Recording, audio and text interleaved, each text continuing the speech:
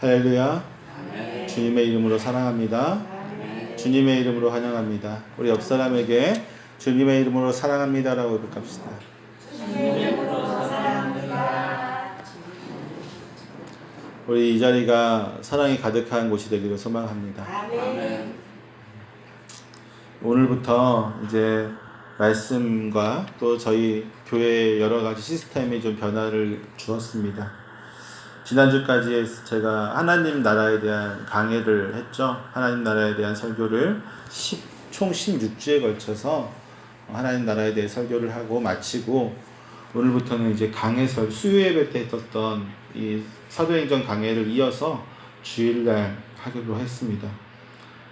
이따 광고 시간에 더 자세하게 설명하겠지만, 우리가 교회가 더 좋은 모습으로 나아가기 위해서 여러 가지 예배 시간도 바꾸고 하였으니까요. 더욱더 우리가 우리 안에서 하나님의 역사가 이루어지는 세움교회가 되기를 축원합니다. 오늘 본문의 말씀은 우리가 오순절 성령 강림 사건 때에 베드로의 설교를 통해서 무려 3,000명의 신자가 생기면서 이 초대교회의 시작을 알린 이후에 나면서부터 한 번도 걷지 못했던 사람이 이 성전 미문을 사건을 통해서, 즉 성전 미문에서 그가 구걸하던 중에 베드로와 요한이 지나갈 때에 그가 구걸하고 또 베드로가 그에게 예수 그리스도의 이름으로 일어나 걸으라고 하는 그 기도를 통해서 이루어진 그 기적을 목도하고 또 기적을 온전히 알고자 하고 또 그 기적에 대해서 진실을 파헤치고자 하는 많은 사람들이 모여든 상황 가운데서 이 베드로의 두 번째 설교가 이루어집니다. 그리고 그 설교가 끝난 직후에 이루어진 일들에 대해서 바로 이 4장에서 설명을 하고 있습니다. 베드로의 설교에 대해서는, 두 번째 설교에 대해서는 제가 3주에 걸쳐서 수요 예배 때 설교를 드렸습니다. 베드로의 첫 번째 설교가 오순절에 예루살렘을 방문한 다른 나라 사람, 즉 다른 나라에 살고 있었던 유대인들을 위한 설교라고 한다면, 그의 두 번째 설교는 이 예루살렘 안에 거주하고 있었던, 원래부터 거주하고 있었던 수많은 유대인들을 위한 설교였습니다. 더불어서 예루살렘에서 거주하고 있었던 유대인들에게 그의 설교는 매우 큰 충격이 되었습니다. 단순히 신기하고 놀라운 일을 보기 위해서, 또 갑자기 자신들이 알던 저 사람은 한 번도 걸어본 적이 없었던 사람인데 그가 갑자기 일어나서 뛰고 찬양을 하고 하나님께 영광을 돌리며 다니는 모습을 보고 어떻게 해서 이 일이 이루어진 것에 대해서 알기 위해서 모였던 그 수많은 사람들은 그들이 그렇게 하찮게 여기고 무시하고 또 버렸던 그 예수가 바로 이 나면서부터 한 번도 걷지 못했던 사람을 일으켜 세우며 또 그에게 구원을 주신 분이라는 사실을 듣고 그들은 충격에 빠지게 됩니다. 이 베드로의 복음 선포는 그 자리에 있었던 수많은 사람들에게 그들이 무슨 짓을 저질렀는지, 우리가 그리스도를 죽였구나 하는 충격 속에 빠지게 만들었죠. 그리고 그들이 다시 한번 그의 이름으로 회개하고 돌아오도록 만들었습니다. 저는 성경을 읽을 때 이 부분에서 항상 전율을 느끼는 것 같아요. 한번 여러분 상상해 보시기를 바랍니다. 수천 명의 사람들이 무슨 일인지 그냥 아무 이유도 없이 모였어요. 모인 자리에서 갑자기 베드로가 여러분이 죽였던 그 예수님을 통해서 오늘 이 놀라운 일이 일어났고, 그 예수님이 우리의 구원자이시고 선지자들이 예언하신 바로 그 메시아이시며 그분의 이름으로 여러분 회개하고 나아갈 때 구원을 얻을 수 있습니다라고 선포를 하는데, 그 수천 명, 수만 명이나 되는 사람이 그 자리에서 울면서 회개하고 하나님을 찬양하고 예수 그리스도를 외친다고 생각해 보십시오. 얼마나 놀라운 일입니까? 정말 감동적인 장면이 아닐 수 없습니다. 이러한 일이 또 언제 일어날까요? 지금도 세계 곳곳에서는 부흥이라고 하는 일들이 일어나고 있습니다. 그리고 이 일이 완벽하게 이루어지는 언제냐면, 저희가 항상 꿈꾸고 있는 그날이지만 예수님께서 다시 저 하늘에서부터 내려오실 때예요. 그 땅에는 모든 만민이 다 나와서 무릎 꿇고 주님을 찬양하며 주님을 외치며 주께 영광 돌리고 기도하며 나아갈 겁니다. 눈물을 흘리며 회개할 겁니다. 전 세계 모든 인구가 다 주님 앞에 나올 수밖에 없고 심판대 앞에 나올 수밖에 없습니다. 그 주님께서 영광스러운 모습으로 다시금 오실 것입니다.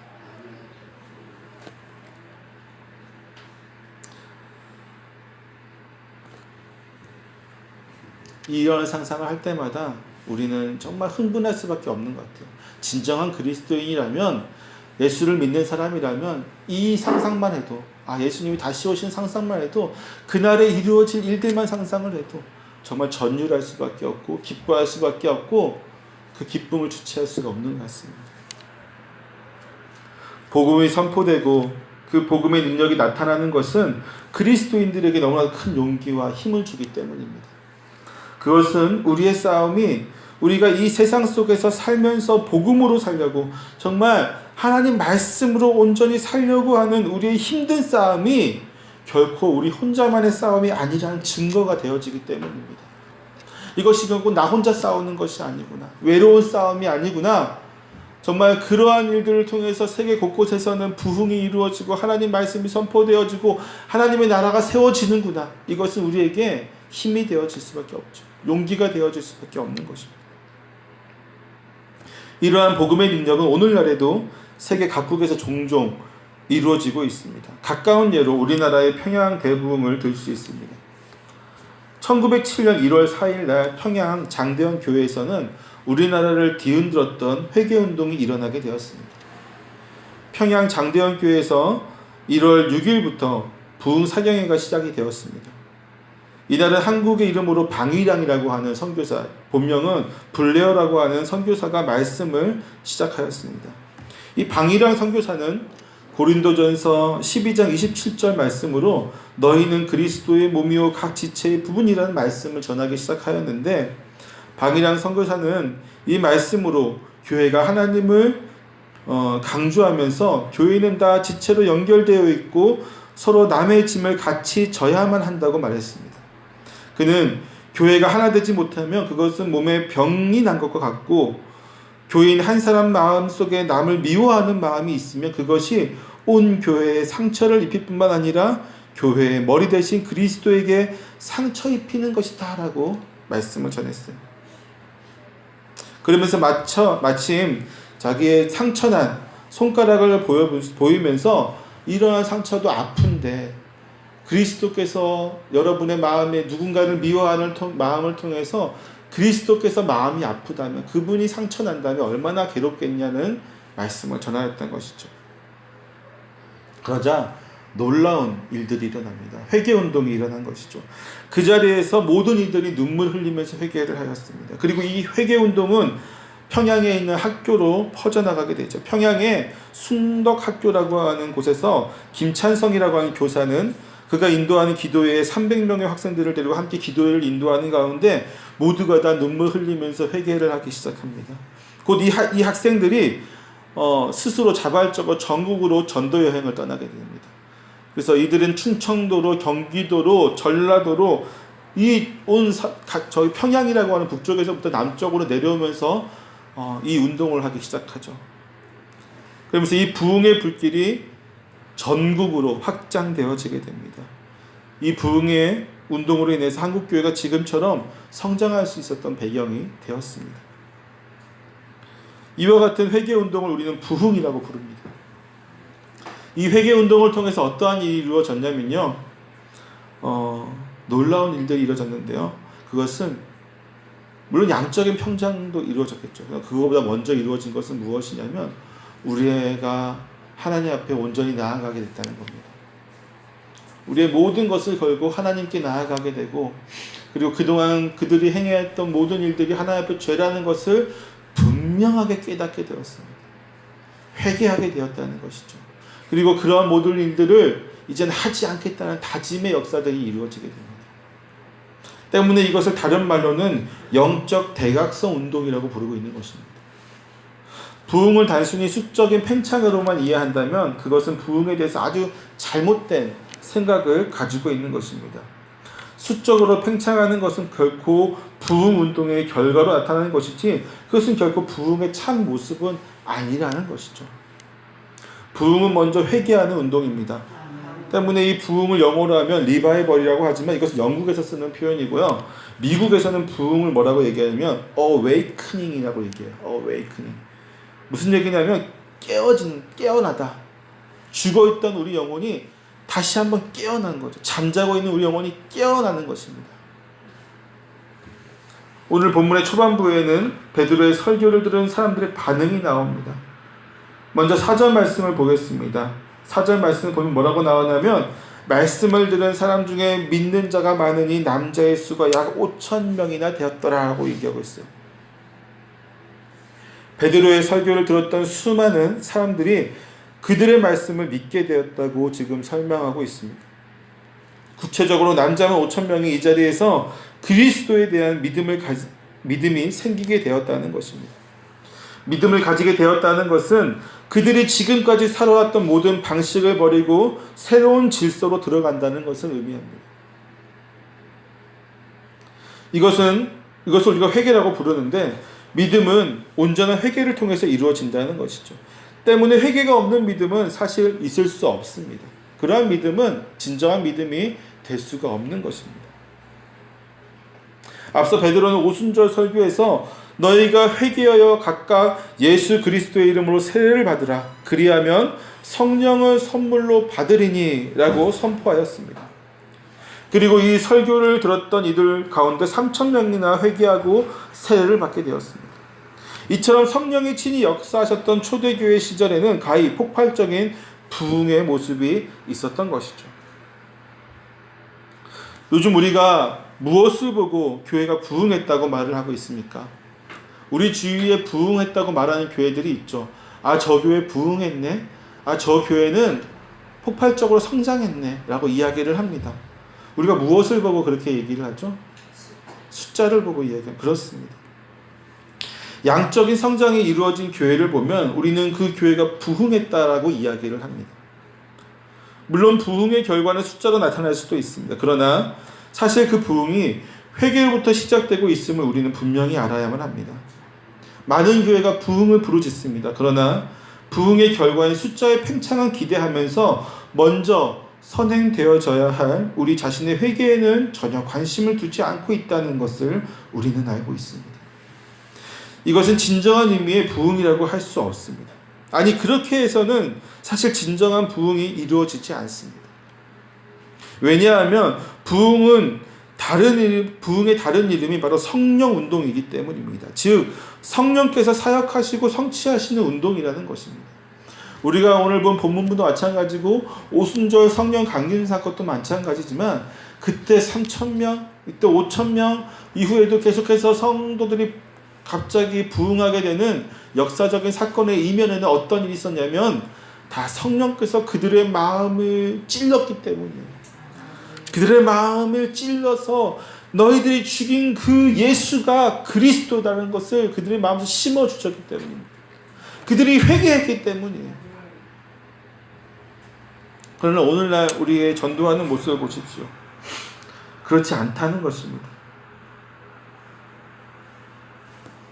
사실 성령운동, 이 부흥이 성령과 함께 한다는 운동은 사도행전 때만 이루어진 사실이 아니에요. 그 후에도 많이 이루어졌습니다. 가까운 것이 아까 얘기했듯이 우리나라의 평양 부흥운동 아니겠습니까? 또 세계 각지에서 이런 여러 가지 일들이 일어났는데 17세기 경건주의 운동을 시작해서 웨일즈에서 일어났던 웨일즈 부흥이 있었습니다. 또 조나단 에드워즈가 주축이 되었던 미국의 영적 대각서 운동이 이루어졌습니다. 20세기에 들어서는 우리나라를 비롯해서 선교지에서 일어나는 여러 부흥 운동들이 있습니다. 아프리카의 부흥 운동도 있고, 아프리카에는 지금도 놀라운 부흥의 일들이 일어나고 있다고 해요. 그리고 남아메리카 지역이라든지 선교지에서 정말 우리가 감히 예측할 수 없는 부흥의 역사들이 이루어지고 있습니다. 그러한 일들이 지금도 이루어지고 있다는 이면에는 어떤 것이 있냐면 성령께서 그들을 깨우게 하셨다는 거죠. 성령께서 그들을 깨우시고 그들로 인해서 하나님께로 돌아오게 만들고 그들로 인해서 자신들이 지금까지 살아왔던 모든 일들이 죄악된 것임을 분명히 깨닫게 되었다는 것입니다. 그렇지 않고서는 부흥이 이루어질 수 없다는 것입니다. 성령의 역사가 아니고서 설명할 수 없는 것이 바로 이 부흥이라고 합니다. 왜냐하면 제가 언급했던 이 부흥 운동들 가운데 인위적인 요소가 전혀 없었습니다. 인위적으로 부흥을 만들려고 해서 만들어지는 것이 아니라는 것이죠. 부흥은 누군가에 의해서 만들어지는 것이 아니라 어떤 뛰어난 목회자나 부흥 강사를 통해서 이루어지는 것이 아니라 오직 성령께서 역사하실 때에 이루어지는 것입니다.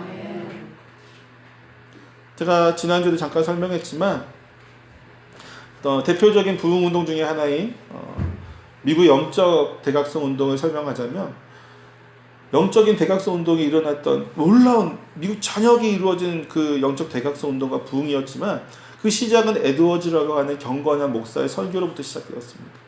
근데 이 목사의 설교는 특별하지 않았어요. 갑자기 여러분 아멘을 3번 외치라는 얘기도 안 했고요. 갑자기 여러분 들고 뛰라고도 안 했고요. 주여 외치라는 얘기도 안 했습니다. 그냥 담담하게, 그분 설교가 그래요. 자기가 준비한 원고를요 그냥 처음부터 끝까지 쭉 읽어요. 앞도 잘 안 보고 성도들도 잘 안 보고요. 원고만 보고 쭉 읽었습니다. 그날은 근데 특별히 죄와 회개에 대해서, 또 하나님의 앞에서 범죄한 우리와 그 죄 가운데 빠져있는 우리의 모습에 대해서 설교를 하고 있었는데, 갑자기 한두 사람이 울기 시작하면서 통곡을 하기 시작합니다. 담담하게, 여러분 우리는 죄인입니다. 여러분 우리는 하나님께 나아갈 수 없습니다 라고 하는 그 말씀 가운데 갑자기 통곡이 이루어졌다는 거예요. 통곡이 이루어지고 가슴을 치면서 회개하기 시작합니다. 그 교회에서 이루어졌던 그것이 바로 전 세계가 아니죠, 전 미국의 전역으로 확장되어져 갔던 것이죠. 성령께 하시는 것이 아니면 감히 이루어질 수 없다는 것입니다. 어느 유명한 목사님의 설교가 그 설교를 듣고 있는 청중의 마음을 움직일 수는 있어요. 또한 감동을 줄 수는 있습니다. 그러나 그것이 참된 회개로 이어지지는 않는다는 것이죠. 어떤 뛰어난 목회자나 부흥 강사를 통해서도 그것은 이루어지지 않습니다. 그 감동이 회개를 통한 온전한 믿음으로 이어지기 위해서는 오직 하나, 성령밖에 없다는 것입니다. 사랑하는 성도 여러분, 우리는 부흥을 외치기 전에 우리의 모습을 회개하고 성령께서 역사해 주길 온전히 간구해야만 할 것입니다. 오늘날 우리가 소위 부흥되었다고 하는 교회들이 있습니다. 어떤 교회냐면 대형 교회들입니다. 대형 교회 중에서도 초대형 교회들입니다. 그들은 양적으로 분명히 부흥했습니다. 10만 명이 모이고 5만 명이 모이고 8만 명이 모이고 1만 명이 모이고 1만 명 이상 되는 교회는 다 초대형 교회인데요. 그런 대형 교회들의 모습이 과연 부흥인가라고 한다면 저는 좀 부정적인 생각을 가질 수밖에 없는 것 같아요. 왜냐하면 부흥에는 선한 역사들이 이루어져야 되는데, 왜냐하면 성령께서 그 가운데 역사하시기 때문이죠. 아까도 얘기했듯이 부흥은 우리의 마음속에서 우리가 각성하는 거예요. 우리의 죄를 회개하는 거예요. 다시는 내가 이 죄인의 길을 걷지 않겠다는 다짐이 이루어지는 것이 회개입니다. 그래서 이루어지는 것이 부흥인데, 오늘날 대형 교회들, 부흥했다고 하는 교회들은 선한 영향력을 지역사회에 끼치고 있지 못하고 있는 것을 보게 됩니다. 오히려 한국 교회가 사람들에게 가장 많이 욕먹는 빌미를 제공하고 있죠. 안타까운 현실입니다. 오늘 본문에는 이 베드로의 말씀을 듣고 수많은 사람들이 회개를 하고 믿음을 가지게 된 반면에 또한 그렇지 못한 사람들도 등장하고 있습니다. 그들은 바로 제사장들과 성전 맡은 자와 사두개인들이었습니다. 그들은 똑같은 말씀을 들었지만 그들의 반응은 회개로 이어지지 않고 오히려 베드로와 요한을 잡아들여서 그들을 더 이상 복음을 전하지 못하게 만들고 있습니다. 하지만 그러한 그들의 노력에도 불구하고 복음이 확산되어지고 있죠. 이들은 왜 이 같은 말씀을 들었음에도 회개하고 있지 않을까요? 이것은 그들이 베드로에게 묻는 질문을 통해서 우리가 어느 정도 알 수가 있을 것 같습니다. 5절에서부터 7절 말씀을 우리 한번 같이 읽어보도록 하겠습니다. 시작. 이튿날 관리들과 장로들과 서기관들이 예루살렘에 모였는데 대제사장 안나스와 가야바와 요한과 알렉산더와 및 대제사장의 문중이 다 참여하여 사도들을 가운데 세우고 묻되 너희가 무슨 권세와 누구의 이름으로 이 일을 행하느냐. 아멘. 그들은 베드로와 요한에게 너희가 무슨 권세와 누구의 이름으로 이 일을 행하고 있느냐라고 묻고 있습니다. 그들의 관심이 지금 어디에 있냐면 세상의 권력에 있음을 분명히 보여주고 있는 것이죠. 그들은 영적인 것을 알 수 없습니다. 그들의 관심은 온통 세상에만 맞추어져 있습니다. 그들의 관점에서 베드로와 요한이 행한 모든 일은 하나님이 하신 일이 아니라 그들이 다른 누군가에게 의지하여서 행하였다고 그들은 보고 있는 것이죠. 이것이 그들의 한계인 것입니다. 이들에게는 아무리 하나님의 계획을 말해주고 이적으로 보여주고 예수 그리스도의 참된 복음을 전하여도 이해하도 못할 뿐더러 이해할 생각조차 가지고 있지 못한 것을 볼 수 있습니다. 그런데 정말 아이러니한 것은요, 정말 우리가 이해할 수 없는 것은 하나님의 일을 알지도 못하고 하나님의 일을 오히려 방해하는 이들이 하나님을 섬기는 사람들이라는 것입니다. 그것도 단순히 하나님을 섬기는 자들이 아니라 백성들을 대표하여서 하나님께 제사를 드리는 존재들이라는 것이죠. 그런데 그들이 지금 하나님의 뜻을 알지 못하고 오히려 방해하려고 하고 있습니다. 오늘날 교회에도 이런 사람들이 존재하고 있습니다. 이러한 사람들은 그들이 아무리 주의를 잘 지키고 많은 헌금을 하고 많은 봉사를 하여도 하나님의 말씀을 이해하지 못하는 사람들입니다. 아니, 자신의 뜻대로 이해하려고 하는 사람들이죠. 그들은 그 마음이 하늘나라에 있는 것이 아니라 이 세상 가운데 있는 사람들이기 때문에 결코 하늘의 뜻을 이해할 수 없습니다. 그러면서 그들은 자신들이 하는 일이 모두 하나님과 교회를 위한 것이라고 포장을 하고 있죠. 그러나 오히려 그들이 교회를 위해서 한다고 하는 일들이 하나님의 영광을 가리우는 것을 그들만 모르고 있습니다. 세상 사람들 다 알고 있고 교인들도 다 알고 있는데 그들만 모르고 있다는 것이죠. 얼마나 답답합니까? 그러면서 거룩한 일이라고 포장을 합니다. 얼마 전에 우리가 그것이 알고 싶다 해서 어떤 한 이단 목사, 여자 목사가 나왔죠. 피지라고 하는 섬에 성도들을 현혹해서 그곳에 구원이 있고 그곳이 천국의 땅이고 하나님의 심판이 임하실 텐데 전 세계 모두가 다 망하고 그 피지 땅만 하나님께서 하나님 나라를 건설하시고 그곳에만 구원이 있다고 하는 말도 안 되는 설교를 하면서 성도들을 유혹했습니다. 누가 봐도 그것이 다 거짓말인 게 다 보여요. 저도 알고 여러분도 압니다.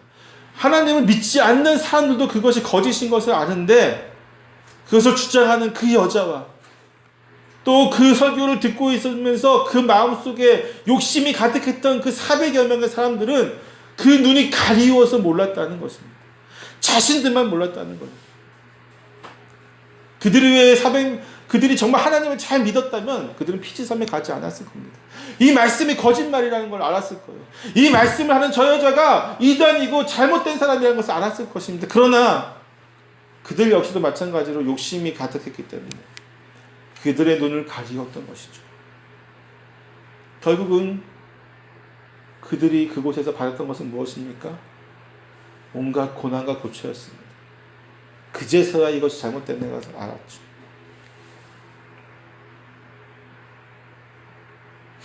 베드로의 대답을 보겠습니다. 우리 8절에서부터 12절 말씀을 같이 한번 읽어볼까요? 시작. 이에 베드로가 성령이 충만하여 이르되 백성의 관리들과 장로들아, 만일 병자에게 행한 착한 일에 대하여 이 사람이 어떻게 구원을 받았느냐고 오늘 우리에게 질문한다면 너희와 모든 이스라엘 백성들은 알라. 너희가 십자가에 못 박고 하나님이 죽은 자 가운데서 살리신 나사렛 예수 그리스도의 이름으로 이 사람이 건강하게 되어 너희 앞에 섰느니라. 이 예수는 너희 건축자들의 버린 돌로서 집 모퉁이의 머릿돌이 되었느니라. 다른 이로서는 구원을 받을 수 없나니 천하 사람 중에 구원을 받을 만한 다른 이름을 우리에게 주신 일이 없음이라 하였더라. 아멘. 다시 한번 베드로가 성령 충만함을 경험하게 됩니다. 그리고 그는 담대하게 선포를 합니다. 과거에 그라면 감히 쳐다볼 수 없었던, 감히 만날 수도 없었고 근처에도 갈 수 없었던 정말 그 관리들과 대제사장들 앞에서 이 겁 많던 베드로가 이제는 당당하게 선포를 하고 있는 것이죠. 과거 지나가던 한 여종의 그를 예수를 따르는 자라고 하였을 때조차도 두려워하며 예수를 부인하였던 그 베드로가 또한 3번씩이나 예수를 부인하면서 마지막엔 저주까지 퍼부었던 그 베드로가 지금 대제사장과 관리들과 귀족들 앞에서 너무나도 당당하게 예수님에 대해서, 그 복음에 대해서 지금 선포하고 있다는 것입니다. 대제사장은 너희가 무슨 권세와 누구의 이름으로 일을 행하였느냐는 어리석은 질문을 던졌지만 이것은 또한 진리에 근접한 질문이기도 합니다. 왜냐하면 베드로와 요한은 예수 그리스도의 권세와 이름으로 이 일을 행하였기 때문이죠. 또한 베드로는 바로 그 예수 그리스도의 권세와 이름으로 당당하게 이 위정자들에게 선포하고 있는 것입니다. 그는 지금 그를 붙잡고 예수님을 죽게 만든 이들에게 당당하게 당신들이 십자가에 못 박혀 죽게 한 그 예수가 이 모든 일의 주체라고 그들을 꾸짖으면서 이야기하고 있습니다. 거기다가 어부 출신인 그를 비웃고 무시하던 이들 앞에서 시편 118편 22절 말씀을 인용하면서 그들을 놀라게 하고 있죠. 베드로의 답변은 사실 새로운 것도 아니고 놀라운 것도 아닙니다. 그의 답변은 이미 앞서서 백성들에게 하였던 말씀을 다시 한 것을 지나지 않습니다. 그러나 그의 답변에는 무엇이 있었냐면요, 권세가 있었습니다. 그의 답변에는 능력이 있었습니다. 예수 그리스도를 말미암아 그에게는 권세와 능력이 있었다는 것입니다. 어부 출신의 무식한 사람이었고 또한 정말로 겁이 많아서 도망쳤던 사람이었지만 성령께서 그와 함께 하시고 성령의 충만함을 경험한 베드로는 하나님의 그 권세의 능력을 힘입어서 당당하게 이 권세자들에게 맞서서 이야기할 수 있었던 것입니다. 요한은 요한복음 1장 12절에서 영접하는 자 곧 그 이름을 믿는 자들에게는 하나님의 자녀가 되는 권세가 주어진다고 말하였습니다. 예수 그리스도의 이름을 믿고 행하는 사람은 하나님의 자녀가 되는 권세가 주어진다는 것입니다. 그것은 세상의 그 어떤 권세와 비교할 수 없으며 사람의 권세는 결코 하나님의 권세와 맞출 수가 없는 것이죠. 우리는 누구의 권세를 의지하고 살아가고 있습니까? 사랑하는 성도 여러분, 여러분 누구를 의지하여 살아갑니까? 돈을 의지하여 살아갑니까? 자녀를 의지하고 살아갑니까? 남편을 의지하여 살아갑니까? 아니면 세상의 권력을 의지하여 살아갑니까?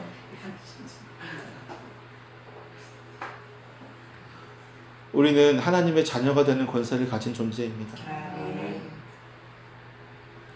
때문에 우리가 하는 모든 일에는 그 권세가 따라오게 되어 있습니다. 우리는 베드로와 같이 담대하게 선포하며 나아가야만 합니다. 그 권세를 힘입은 우리에게 세상 사람들이 아무리 비판하고 조롱하여도 그것은 결코 위협이 되거나 두려움이 되지 않을 것입니다. 오히려 우리가 그렇게 살아간다면 성령께서는 늘 언제나 우리와 함께 계시며 우리가 그분의 역사, 복음의 능력을 경험할 수 있도록 인도하실 것입니다. 사랑하는 성도 여러분, 여러분은 세상에 있는 권세와 하나님의 권세를 비교하지 않기를 바랍니다. 비교할 수조차도 없는 것입니다. 세상에 어떠한 권세가 영원합니까? 세상에 그 어떠한 권세가 무한한 능력을 가지고 있습니까? 우리가 보면 알 수 있지 않습니까? 영원한 것과 같은 권세를 가지고 있던 모든 사람들이 다 그 권세 때문에 패망하고 업신여김을 당하고 감옥에 가게 되고 결국은 심판을 받게 됩니다. 그것이 하나님의 섭리이고 하나님의 뜻입니다. 잠시 이 세상을 위해서 악한 자를 들어서 그가 권세를 잡게 할 수는 있겠지만 그것을 영원토록 놔두시는 분이 아니시기 때문이죠.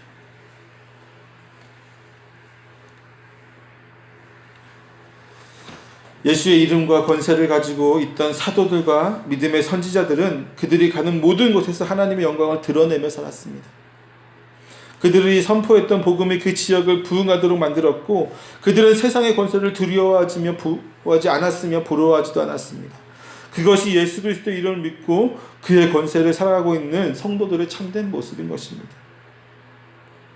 사랑하는 성도 여러분, 우리는 오직 예수 그리스도의 권세가 우리에게 있음을, 그분의 자녀가, 하나님의 자녀가 되는 권세가 우리에게 있고 때문에 우리는 그 권세를 힘입어서 이 땅 위에서 살아가는 존재임을 분명히 깨달으시기를 축원합니다. 그것이 있다면 다른 것을 의지할 필요가 없어요. 다른 것이 우리에게 권세 되지 않습니다. 능력이 되지 않습니다. 다른 것을 의지하는 것이 사실은 부끄럽게 느껴져야 되는 것이 정상이에요. 진정한 하나님의 자녀라면 하나님의 자녀가 되는 권세, 즉 하늘에 있는 저 하나님, 조물 창조주이시고 우주 만물을 다스리시는 그분의 자녀라고 하는 그 프라이드와 권세가 우리에게 있다면 세상에 주는 그 어떠한 것도 우리에게는 자랑이 되어지지 않는 거예요. 여러분, 만약에 생각해 보십시오. 정말 좋은 차가 있다고, 남자들은 차를 좋아하죠. 저희 아들도 페라리를 사달라고, 사고 싶다고 했나요? 람보르기니 산다고 했나요? 시가 5억, 10억짜리 차인데, 이런 차를 갖고 있는 사람이요, 지나가는 소나타라든지 K5를 보면서 부럽다는 생각이 가실까요? 아니라는 거죠. 아니라는 거죠. 하물며 하나님의 아들이 되는 권세를 가진 우리가 세상에서 대통령이 되는 게 부럽겠습니까? 세상에서 국회의원이 되는 게 부럽겠습니까? 세상에서 어떤 사장님, 회장님 되는 게 부럽겠습니까? 그렇지 않다는 겁니다. 부러워하지 마세요. 제가 성도들끼리 모여서 누가 이번에 무슨 사업을 했는데 되게 잘 됐다고 부러워하지 마세요. 왜 그러한 일로 부러워하십니까? 누가 복권을 했는데 당첨이 됐대, 부러워하지 마세요. 배 아파하지 마세요. 우리는 하나님의 자녀이지 않습니까? 복권 수십억 원, 수백억 원 당첨된 것보다 더 위대한 하나님의 자녀가 되는 권세가 우리에게 있단 말입니다. 무엇과 비교를 할 수 있겠습니까? 이제 말씀을 마치겠습니다. 사랑하는 성도 여러분, 우리는 하나님의 자녀가 되는 권세를 얻고 그 권세와 그 이름을 힘입어서 이 땅에 살아가는 존재입니다.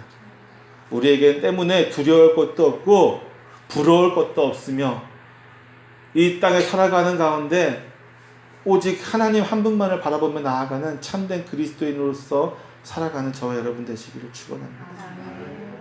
그렇다면 주님께서 여러분을 지키실 것입니다. 보호하실 것입니다.